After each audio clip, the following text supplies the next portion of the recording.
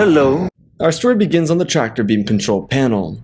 Kenobi was walking around the edge as he stopped to the sound of a couple stormtroopers walking towards him. They stopped at the edge of the door and waited, and they started speaking to each other. He didn't pay any mind to it as he continued flipping switches on the control panel silently, just to make sure he could shut down the tractor beam. Luckily for him, the Empire and Republic did pretty much the same thing with all their vessels, perks of using the Kuat drive yards. As Kenobi flipped the switches, one of the monitors popped up with a small display. Obi-Wan nearly panicked, but it was alluring, so he watched it. Have you ever wanted a miniature version of yourself or a celebrity you like to go along with your favorite sets? Well, now you can. Here's minifigs.me. On minifig.me, you can customize any Lego to fit yourself. So with the holidays coming in, you can have yourself with the Christmas sweater. You can also do the same thing with your favorite basketball players, celebrities, and so on. They use genuine Lego parts and print on custom designs. So you can get anything from your favorite movie character to your favorite rock star. Is that Elton John? Minifigs.me allows you to customize your very own little characters and even little base plates such as mine with ppsw on it.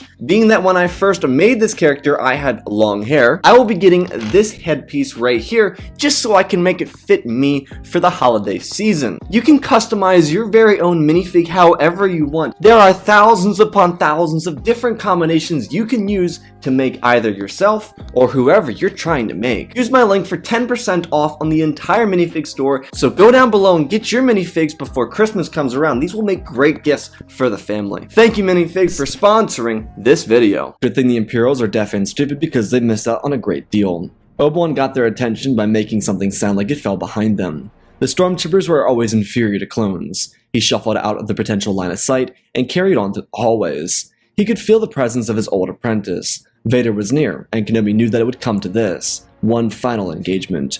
Truthfully, by this point he assumed Vader learned everything he needed to. Obi-Wan hadn't used his weapon in so long, so when he found Vader, he'd basically be giving his life over to him. This would be the last fight. He continued until he eventually found Darth Vader waiting for him, his lightsaber already ignited.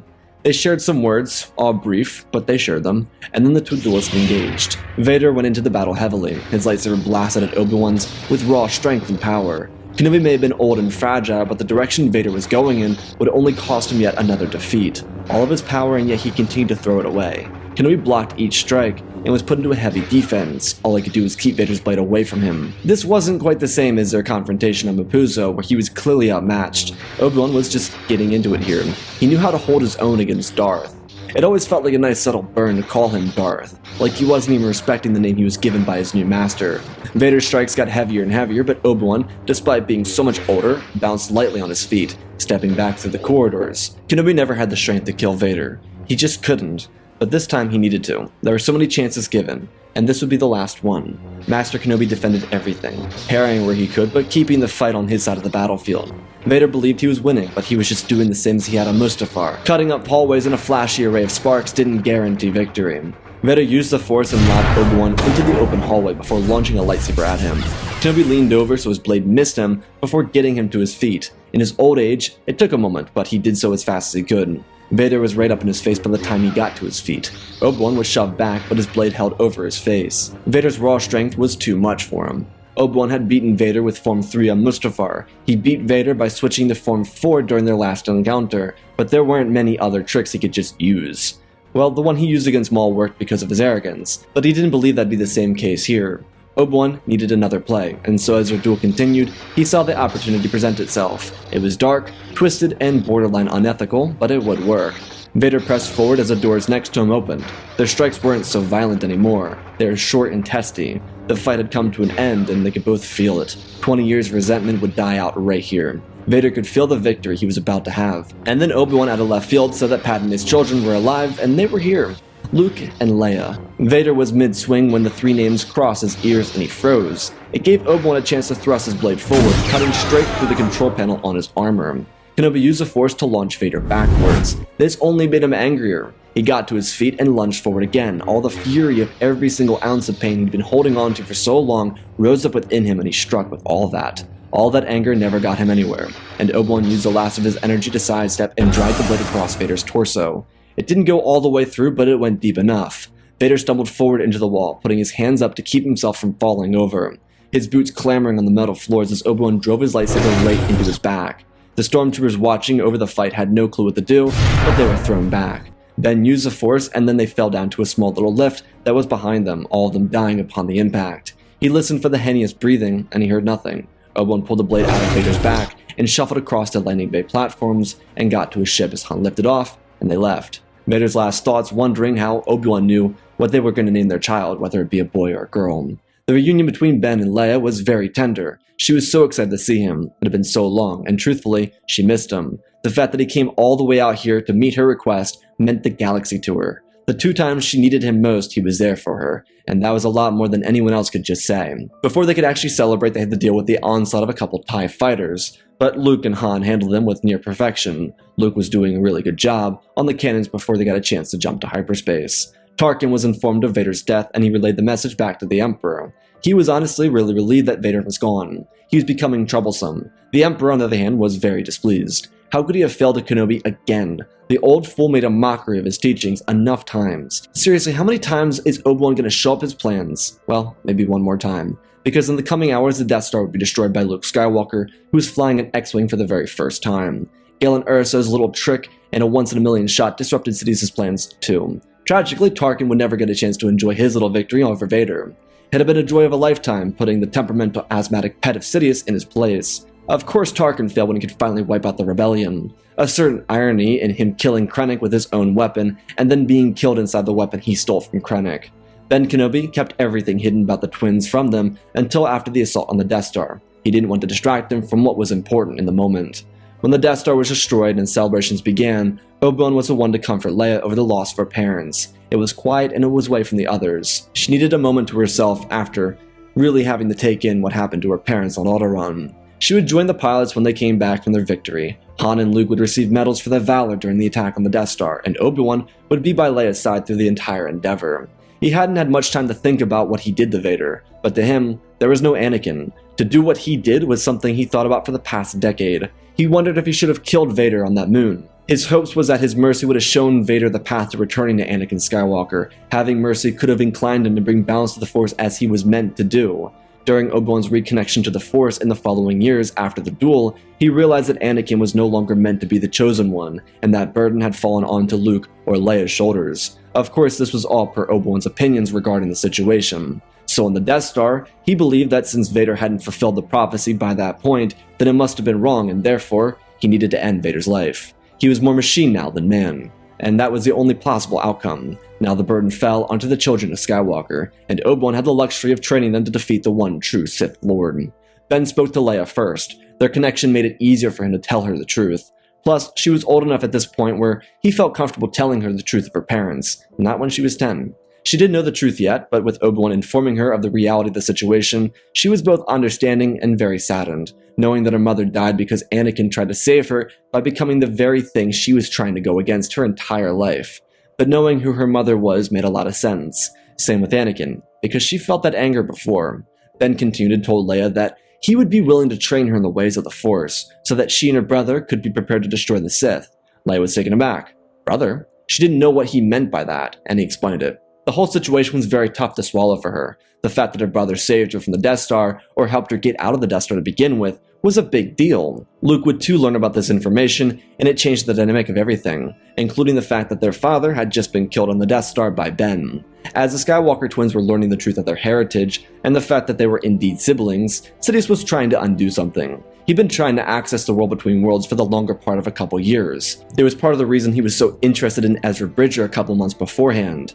If he could get Ezra to enter the world between worlds, he would have been able to use his light and sneak into the realm. And so Sidious tried again, using an alternative method. He had a group of Force-sensitive beings, and he was going to open up the world between worlds with his dark powers, and then use them, because he couldn't do anything but see in it. If he could utilize the light side of the Force, then he'd be able to pull things and people from moments in history. Initially, he was interested in the prospect of pulling Vader from the world between worlds, but maybe something else would suffice. There was the entire history of the galaxy in there, but if he removed someone from far back in time, he could offset the history of the galaxy, ruining his empire and everything he had. It would likely be best if he could pull Vader out, because it wouldn't directly change anything. If he was alive, perhaps the Death Star would still be around. Despite how disappointing his tenure as a Sith apprentice had been, he was still enough. Sidious did two things. He gathered up a little group of Force sensitives, and then canceled the second Death Star. instead focusing on the construction of a super dreadnought outfitted with 2 super lasers. Sidious prepared his little experiment. He opened up the world between worlds and entered it. He finally did it. After so many years of trying to get into the powerful Force realm, he finally made it, using the dark side and everything. Sidious looked around and turned his attention to the ground. There was purity to everything, and his stench in the Force was turning the pure colors of the realm into a gray haze. The Force reacted to him, and then as Sidious saw important moments in his life, something peculiar happened. He saw Windu, Plagueis, Maul, Dooku, and everyone from these little moments turn to face him. That wasn't normal, as it went against the very nature of the world between worlds. They could not see him from where they were. Sidious then began to panic, but that panic didn't save him. The Force shoved him out of the realm, and an explosion sounded as the voices of all those people covered his ears, and he was launched from the realm, his face all burned and mangled with a crippling blow to his back, forcing him into a predicament of being unable to walk. Sidious cried out in pain as a portal to the world between worlds closed in front of him, and he called for his royal guards to come in and save him. The parasites he used for the experiment were all incinerated when he was launched out of the portal. The Force was neglecting the darkness, and Sidious paid the price for it. Across the galaxy, Luke and Leia had 2 different responses. Leia was very thankful for Obi-Wan giving her the time. While Vader never gave the order, she still blamed him for the destruction of her home world and the death of her parents. She didn't care that the truth was never told to her. She trusted Ben. He was there when she needed him, and she trusted that that would continue to be the case as she continued to live and as long as he continued to live. Luke, on the other hand, wasn't nearly as receptive. He took this with a bit of hostility, truthfully. He didn't care about his father being killed, per se. He was more upset about the fact that Obi-Wan didn't tell him the truth about his father. But as Obi-Wan explained, he didn't exactly want to just tell him that his father became the most evil man in the galaxy before his first great adventure. He told Luke that the burden wasn't his to bear, and while this was a fair point, he was still upset.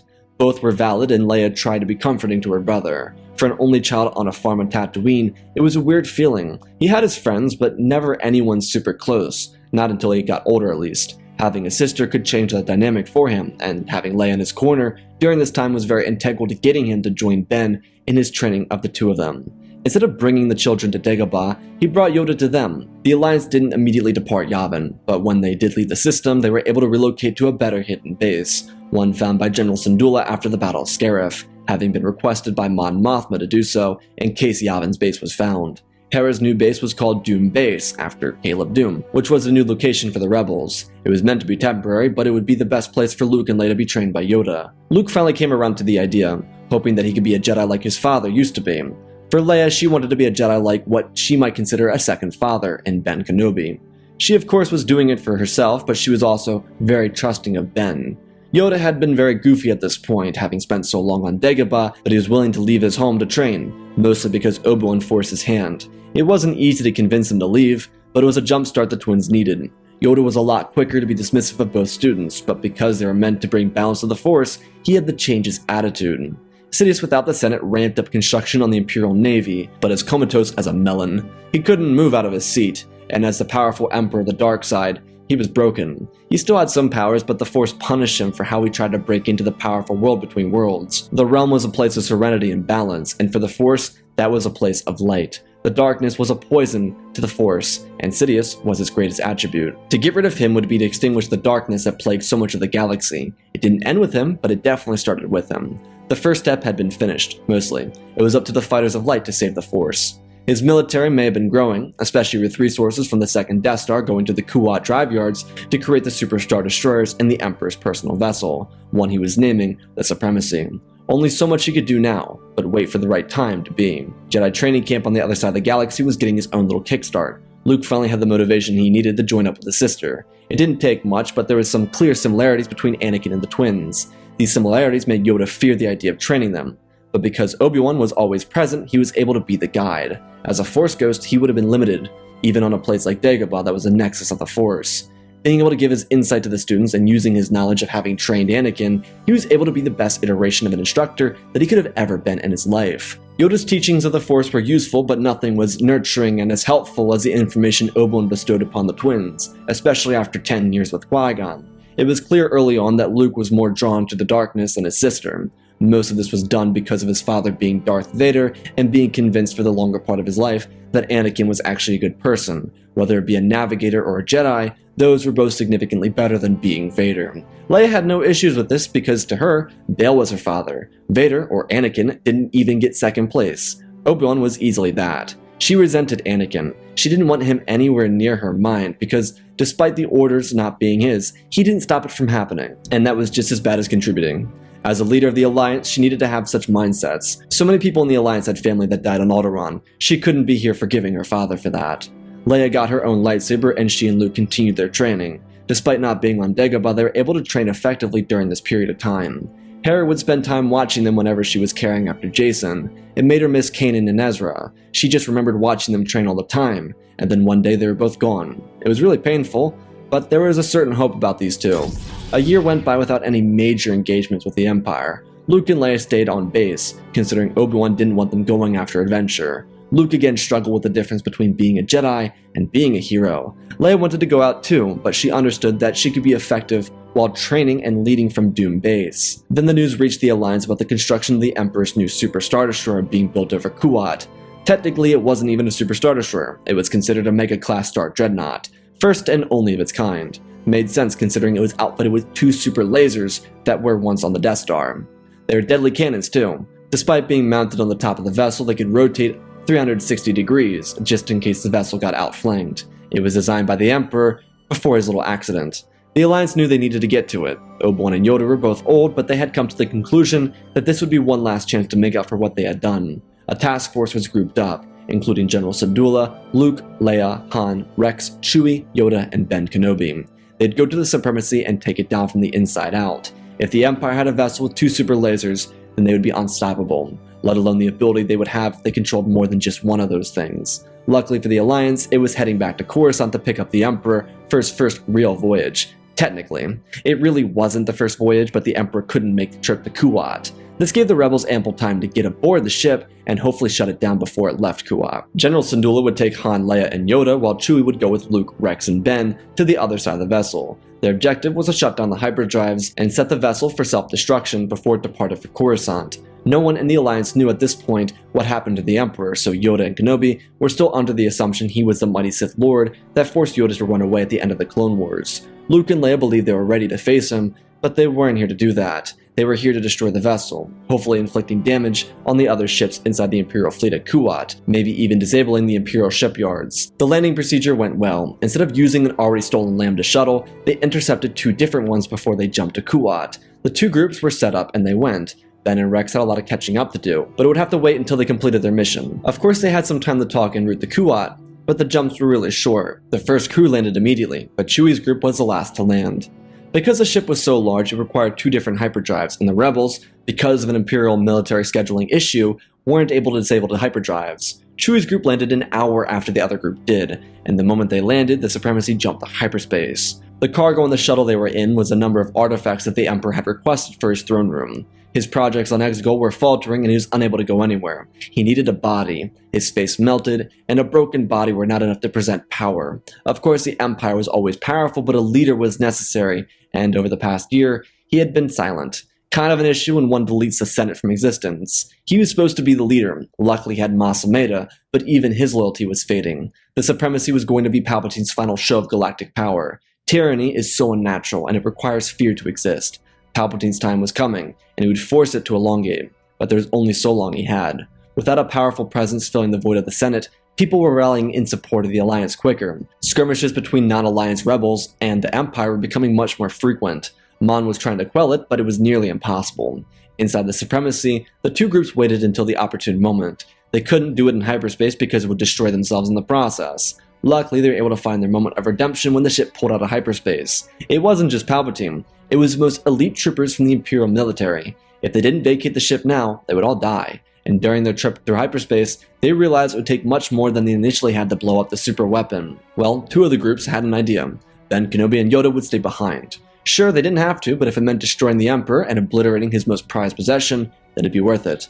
The rebels, especially Leia and Luke, didn't want to do it, but they weren't given a choice. They needed to go now. Ben knew how crushed Leia would be, and he told her to look to the Force. Whenever she needed him, he'd be there. She and her brother were heartbroken, but with the help of Hera and Rex, they got the twins and each other out of the supremacy using the same vessel. The tragedy is, Palpatine was going to make an example out of Coruscant, so as they fled the ship, he turned his cannons on the capital of the galaxy. The Imperials inside the ship couldn't believe what they were doing.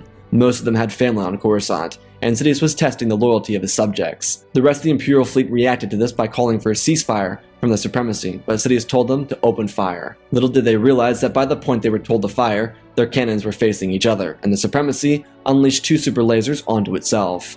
To look at the sight would blind you, to be in the area of the explosion would kill you. Dozens of Imperial Star Destroyers were destroyed in the process. If it weren't for Obi-Wan and Yoda manipulated super lasers, then Coruscant would have been ripped to pieces. Rex was terribly upset. He thought Obi-Wan had died 2 decades before, and the moment he reunited with him, he sacrificed himself.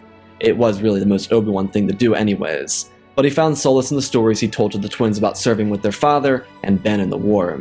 The destruction of the fleet over Coruscant was a massive blow to the Imperial morale, but what destroyed it even more was a message that went out around the galaxy about the Emperor turning his cannons on Coruscant, ready to obliterate the lives of 3 trillion sentients. It ripped the Empire apart, and the Alliance didn't have to fight. They walked right into Coruscant. Imperial loyalists were revolted by this. Many of those most loyal to the Emperor couldn't find a reason to side with him. Obviously the Radicals will continue to be that, but their purpose was for nothing. The Sith were destroyed, Sidious was dead, and any chance at a Snow clone was gone. Without more donors to add to his geno, he was lost to time. Palpatine's son wasn't. Dathan was free from the watchful eye of his father, something he didn't know had been watching him since his release years before the Death Star fell. Luke and Leia, with their limited knowledge of the Force, would aspire to create their own iteration of the Jedi, calling it the Skywalkers. While Leia wasn't totally in love with the idea of the name, she embraced it because she figured she could bring change to its legacy. Leia was mostly okay with this because the Skywalkers didn't have a long-standing tradition to abide by, and the sacrifice of Obi-Wan and Yoda were motivation to take the Order, or what was once the Jedi Order, into a new direction. The Jedi's legacy of failure had been corrected by the 2 who helped it fall, and while there were still skirmishes of the war taking place, they didn't overbear the galaxy, as they had during the peak of the Civil War. Mon Mothma would assume command of the New Republic as it rose up to resist the tyranny left behind by the Empire. The Imperial remnants weren't much of anything. The Moffs and Admirals about were left without troopers and fleets. Many didn't like the New Republic, but for those many, the New Republic didn't turn its weapons on 3 trillion people. Once people's families were in danger, the fight for the Empire was over. It was clear the Alliance was trying to save people, and so they celebrated as champions of liberation. Leia would start her relationship with Han in the coming years, which would produce Ben Solo. With the New Order being built away from the traditions of the Jedi, Leia would continue to be a master of the Skywalker Order. This would face challenges, but it would also face triumph, especially when the twins crossed the paths of Baylan Skoll and Shin Hati. This would be a galaxy-wide changing effect. The Boken Jedi path was something Baylan was in agreement with, and so he exposed Morgan Elsbeth for a trade. Hera could have Ezra back, they could defeat Thrawn, but Baylan could find what he was searching for. This would lead to a split between Master and Apprentice, which hurt Shin more than anything. But she'd get her belonging. Thrawn's final defeat would come at the hands of Anakin Skywalker's Padawan, her Padawan, and his twins. It was a really nice touch of irony for the good Admiral. Baylan would vanish into Peridia, and the twins would return home, changing the Order name into the Boken Order. Ezra Bridger, only having lost 5 years, would return home with great joy. He'd even be able to hug his mom on screen! Sorry, I broke the fourth wall for a second. Ezra wouldn't join the Order, but he would offer his insights. Shin, Ahsoka, and Sabine would join this Order. In the future, faces would include that of Rey, Grogu, and Ben, as the New Order became a quiet restart for those who could use the Force in the changing galaxy. And that, my friends, is our story. Again, special thanks to Gallivan Gaming, Tristan, Darth Revan, Granddaddy Bane, The Last Jedi, Apollo, Weewu 670, Anakish Dank Runner, CT7567, Oz of Oz, Darth Nox, The Eternal Padawan, Malik, Johnny Naguin, Sans the Skeleton, Jedi Sloth, Mr. Yeet Gamer, Lord Calic, Ellen Sire 66, Madman Studios, Anakin 003, Lord Draken, Fordo's Legacy Star Wars, Erebus, Rex the Wolf, Many 3 First Names, Dark Saint 46, Baron Joshua, and Lord Deadwing. For supporting the channel, smash that like button. If you want to support me in other ways, go check out the Patreon. The Sith Clone Wars out every Saturday. New episodes, the Mandalore arc is finishing up this Saturday, so that's pretty cool. Anyways, let's spot the story real quick. I wanted to do this kind of weird irony, where we got this Obi-Wan and Yoda, who are kind of responsible for the fall of the Jedi Order. Mostly Yoda, but you know, both of them they both have their hand in the fall of the Order. I wanted them to have this like final stand, like Yoda kind of leaving Dagobah is a little different for him. If you played Empire at War, you kind of get the reference there. But like the idea of the two of them being the destruction of not just the Sith, but the Jedi in their own way is kind of cool. in my opinion. Look, they destroy the Sith and the Jedi by destroying the supremacy in the story. I also kind of want to have Palpatine try and play with the world between worlds in this. He can't access it. Like, there's literally no way for him to access it unless he has a powerful light side user giving him that access, like Ezra in Rebels Season 4. Anyways, hope you all enjoyed. I love you all, spread the love, and always remember, my friends, may the Force be with you.